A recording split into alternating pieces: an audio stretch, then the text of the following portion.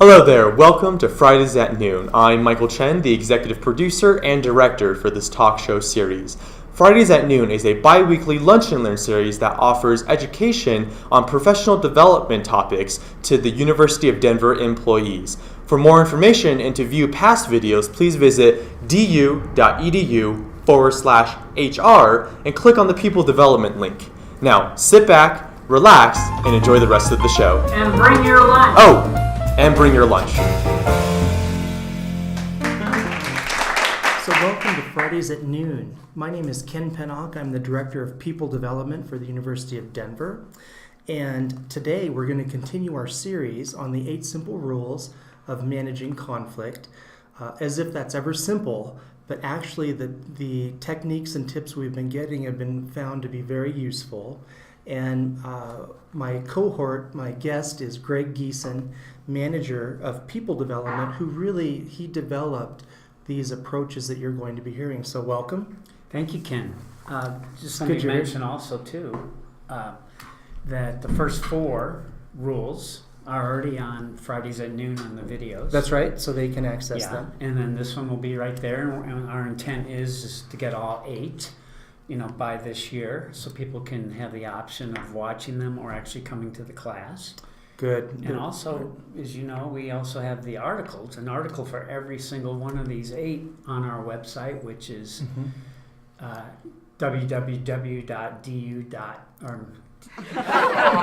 development.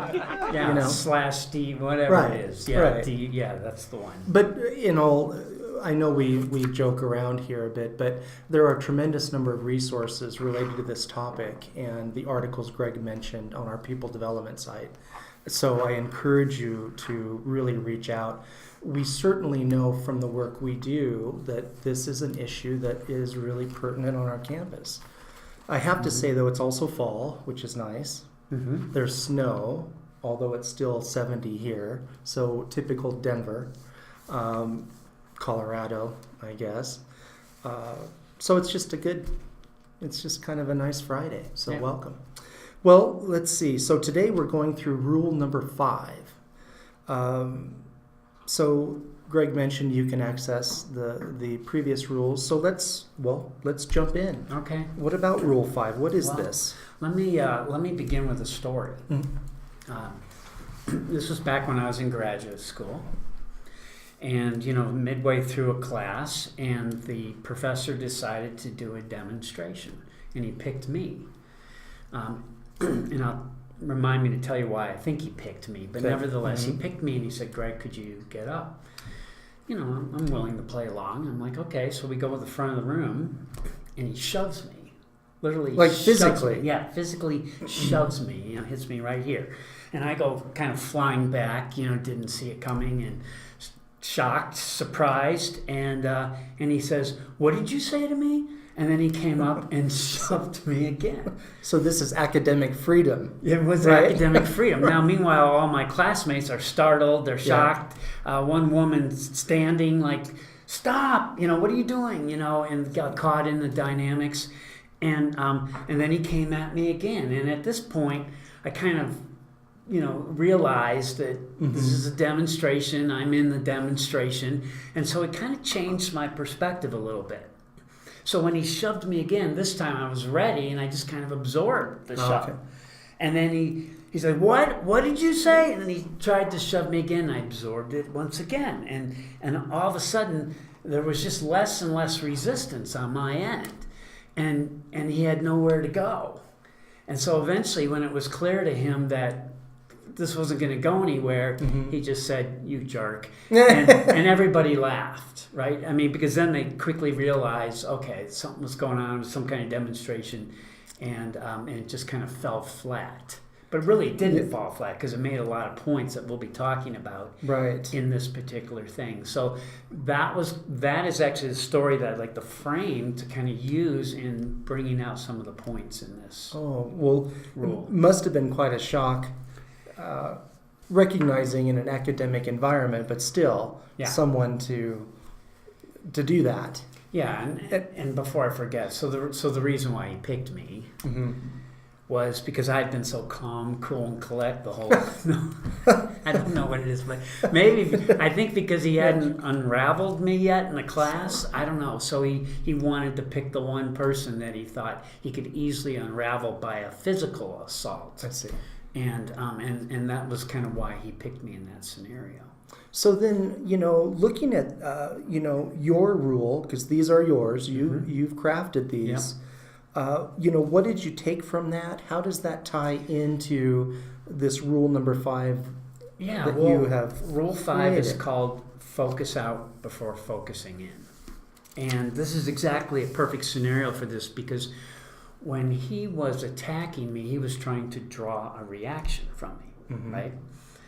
Had I responded in kind the way he wanted me to, if you think about it, I would have really been defending myself, right? I would have been, hey, or whatever I needed to do to kind of defend myself, which essentially was then putting the focus on me because I'm protecting myself. Like I'm being attacked, so I'm going to so the focus really becomes on us.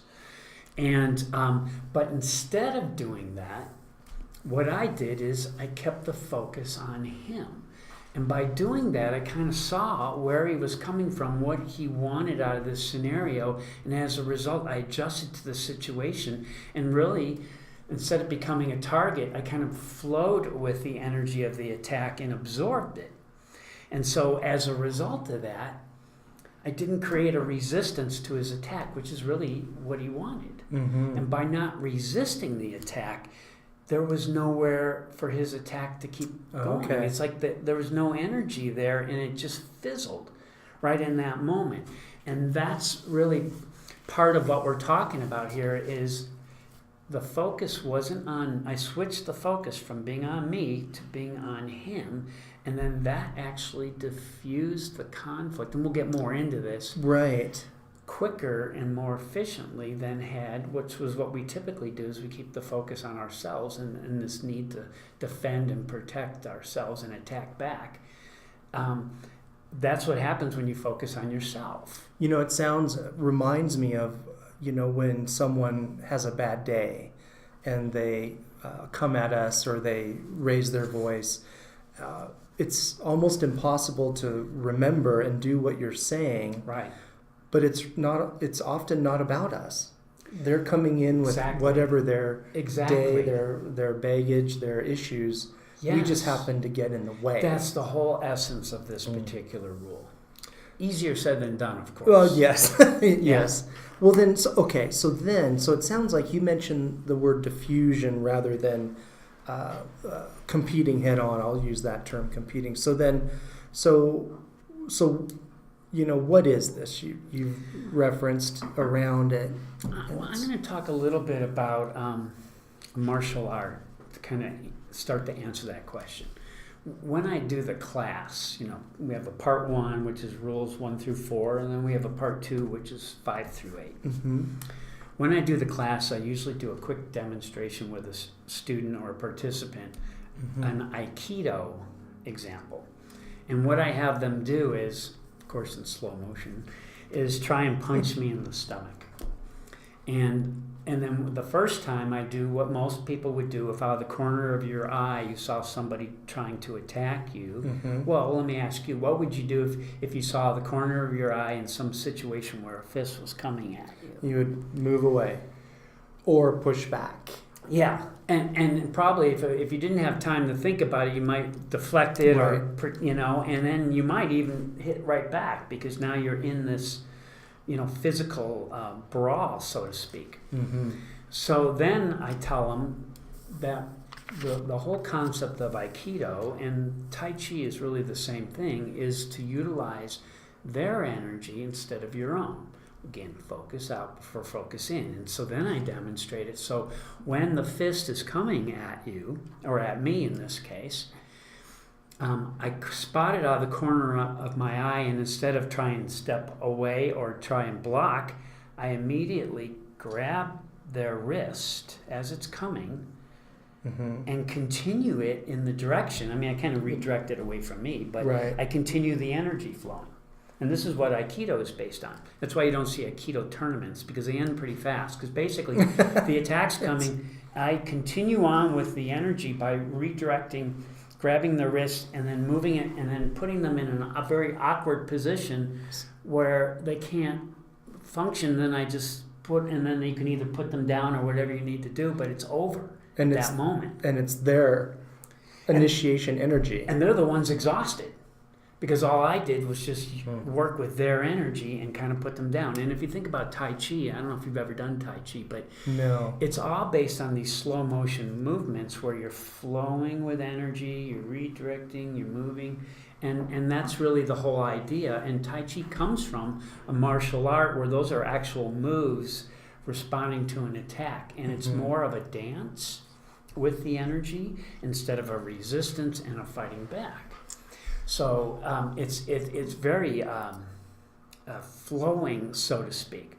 So I mention that because that's really part of the principle. Even when I was being attacked in the class, the moment I figured it out, I was able to flow with their energy and thereby diffusing it at the same time. You know, when you say this, I am thinking back to rule number 2 about the ladder. Yeah. In a sense that it's similar to the idea of not immediately reacting.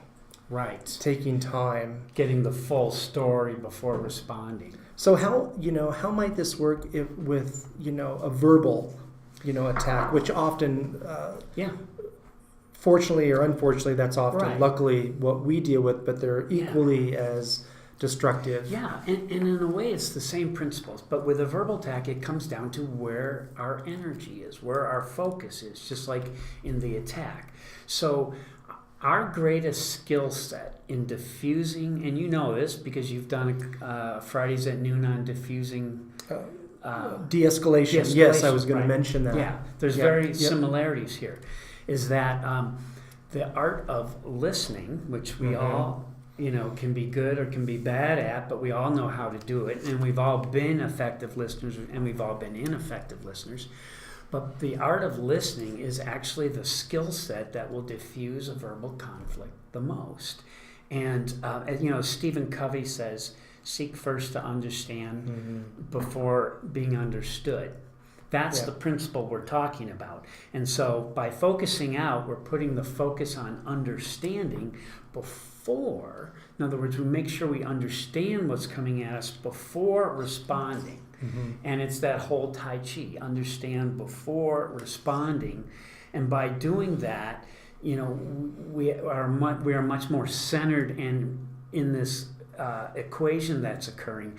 And what results from it is, if you think about the other person, when they're throwing a verbal attack and then you're trying to really understand it, acknowledge it, validate it, all of a sudden that's the same thing of them having no resistance because you're actually hearing what they're saying. And so it starts to diffuse them because those are really what's driving the attack anyways. They don't feel validated and or acknowledged. And the thing I want to mention too to our audience is, by validating and acknowledging somebody's attack or comment doesn't mean you're agreeing with it. It means you're understanding it before you respond. And that's kind of what the concept is really all about. Seems this would also help actually not personalize it. Right. If you can take that moment, it's not you, it's them. Yeah. Because so when you don't personalize you don't get caught up in that cycle. Right, because if you get caught up in the cycle, you're really fighting back. Right. Even if it's like hurt feelings and you run off, that's almost the same thing as attacking back because it's still sending the same message. There's a blockage there. And what we're saying is avoid the blockage by really putting the focus on them. Let me see if I understand what you're saying first. And we'll talk about in a minute, the benefits of doing that. Yeah, I'm hearing focusing out. That almost seems the antithesis of everything we're hearing about looking within, but I don't think it's necessarily different. But what is that? What's focusing out look like? Well, from a listening standpoint, because this is really the skill set that we're talking about mostly. I mean, obviously your body language would support these things. But Here, I want to show them here, see if you can see them. And basically, this is the 5 levels of listening, right? And, we've all seen, we've all done this. The first level is ignoring. And, that's not even to attempt to listen. And that sends its own message, right? My employees at times will ignore me. Yeah, and usually, as a good manager. Right. Yeah, well, yeah, so you know what that's like. I know that one. No. And just teasing, I have awesome employees. But on the 5 levels of listening, that's obviously the worst level that exists because it's not even acknowledgement. It's it's total disrespect, right? Yes. The second one is interrupting, also disrespectful. And it's just like tit for tat, going back and forth with somebody. And that both of these two can aggravate the conflict or the communication and make them want to push harder, right? Because of how they're being treated. The third one is really kind of how most of us listen in the workplace. I mean, it's not like a bad kind of listening, but it's listening to reply, which really means you're hearing them and you're respectful in the sense you might let them even finish what they're saying, but the whole time you're really not listening because you're formulating your response. Yes. And so the thing about these first 3 is the focus is on you. Like if this is how you listen, this is selfish listening, all 3 of these. This is what you're also referencing. Listening to reply is really what you're talking about. The defense, in a sense, And it's still, these are all focus in, not focus out. I see, yep. This is where it changes in level 4 and 5. And level 4 is responsive listening, which is where you're really trying to understand. You're not paraphrasing what they're saying, but your body language, everything is present. You're nodding, you might ask a question, you're very present with them. Right, so they're feeling heard. The ultimate level, of course, is listening to understand, which is where you can literally take what they just said and repeat it back to them. Like, let me see if I hear this, if I understand this. So what you're saying is, and then you actually give it back to them. That's the ultimate respectful listening because you're totally acknowledging, present, and really focused on them. And these are the 2 where you can diffuse conflict. These 3 could very well increase it. I see, yeah. And so that's kind of how it shows up through the art of listening. So listening, that's something that could be kind of dismissed as like, oh yeah, that's another, that's an HR thing, that's a counseling thing, but this is business, we have to get stuff done. But if it's just this, why don't we do it? What's the problem? We keep coming back to we don't do it. Or we don't do it as well as we could. Here, let me help you with your notes. So that would be a start. But I'll answer that question because here's the problem: is the moment you get caught in the comment, the first thing that goes, because your focus has now become selfish, protection, self-response, defense.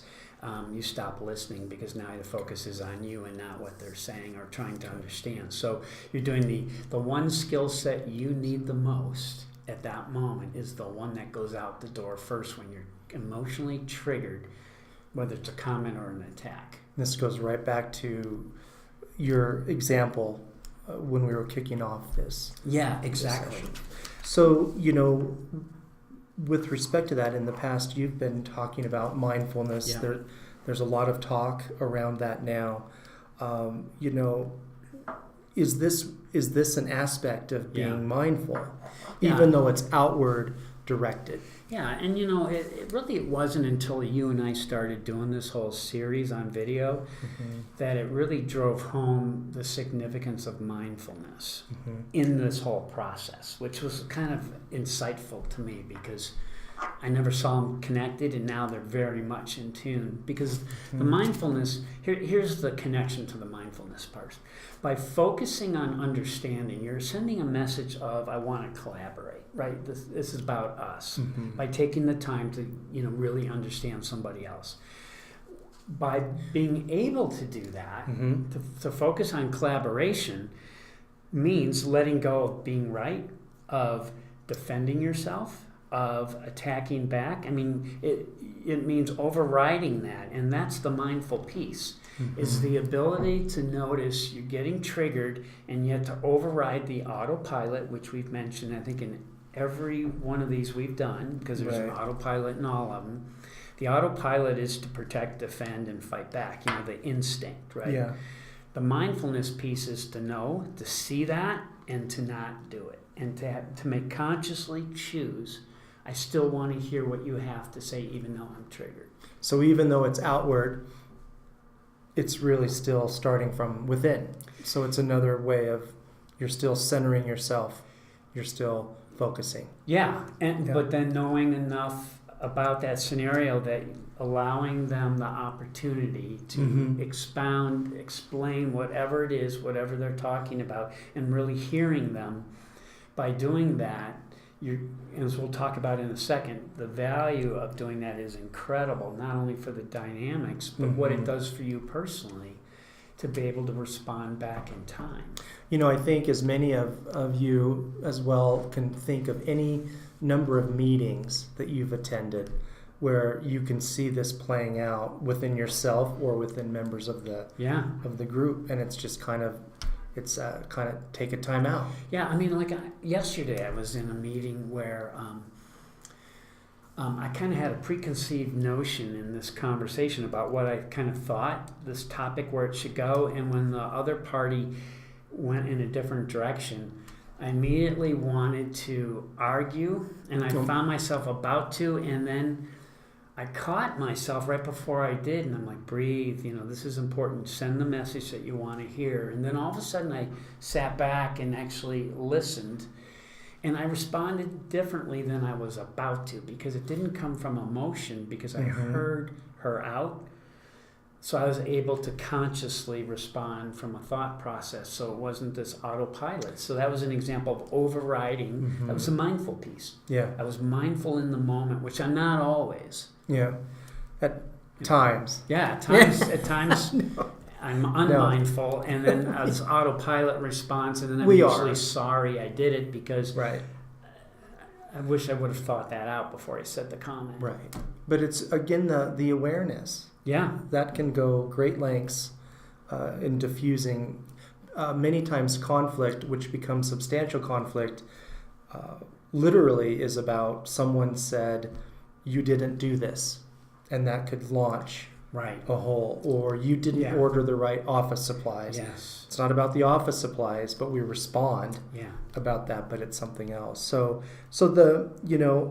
you've referenced, and it sounds like listening seems to be very important. So, or it is very important. But what are the benefits that people can take away? Why do they need to care and build this skill, which we have resources, by the way, as well, to build all of our tools there? And the beauty of the art of listening is we've all done it effectively. It's not like, you've been in situations where a family member, somebody either got hurt or something happened, and you were just right present. What happened?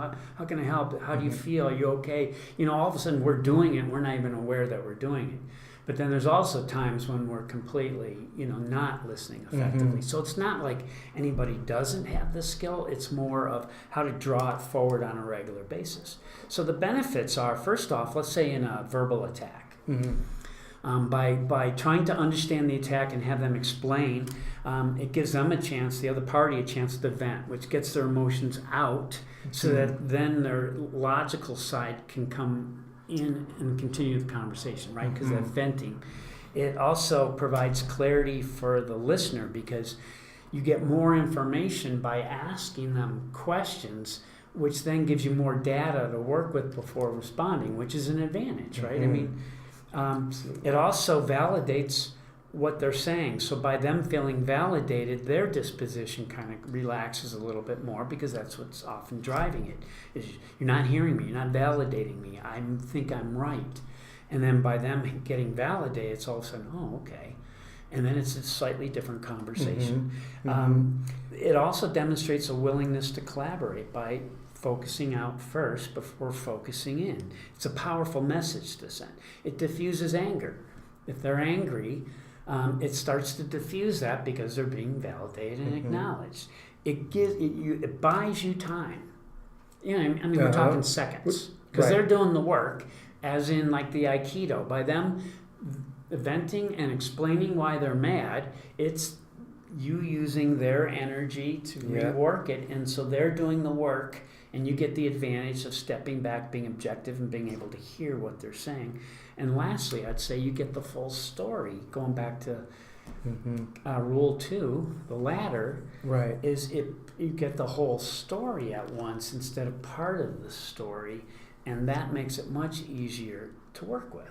And this isn't about just having someone berate you or be offensive. Right. It's not about that. This is about trying to resolve when there are conflict or arguments in meetings or debate or differences in meetings or just our day-to-day work or life world. And you know what else it does too is it creates accountability. And here's what I mean by that is if somebody makes a short comment or like a knife twisting comment, and you come back with, wait a minute, help me understand, like where's that coming from? What did I do? All of a sudden they have to be accountable for their little grenade they threw, and now you're making them work. Yep. And it's That's good. and in a way that's not what they wanted. They like just throwing the grenade and running. Yeah. Now all of a sudden you changed the dynamic, but you did it in a caring way. Right. So it kind of carries all these multiple messages, and people are going to think twice before doing that again because they know that there's an accountability piece. That I like that. And now tell us, can you give an example when you've been able to diffuse conflict with this approach you're talking? Yeah, and I'll give you one in particular. I was doing a speech at a mine with miners, like 100 miners in the audience. A tough crowd. Yeah, a tough crowd. A strong, in a rough crowd. Right. So I may have relaxed my language a little bit because, right, it's because of the audience, and so maybe I was a little loose with words to try and kind of relate to them. And when I was talking, one of the miners, it was a woman, raised her hand and was offended by something I said. And she says, I don't appreciate what you said, and she made some comment. And right away, so I kind of felt attacked, not only attacked, but in front of and when you're presenting, whole audience, right? And I was kind of confused, but I also knew I was on stage, and that was another factor, just like back in the original story. It helped me objectify a little bit because people were watching me. Right. And so I went right into, help me understand what I said, because I knew I had all good intent. And I said, help me understand, what was it that I said? And then she said it. And then I said, okay, I can see why you were frustrated with that because you probably were thinking I meant this. And then and so what I did was I paraphrased, I acknowledged what she said, focused out. The whole time I'm breathing heavy because I was feeling attacked. And by the time I was reflecting back to her what I heard her say, I was relaxed too. And then I said, this is actually what I meant. And I apologize if it didn't come across that way. She's like, no problem. I'm sorry too. And sat down, and it was like this sweet, interaction we had. And you were actually modeling what you were probably talking about. Yeah. And so that's kind of an example of how listening can really have that effect.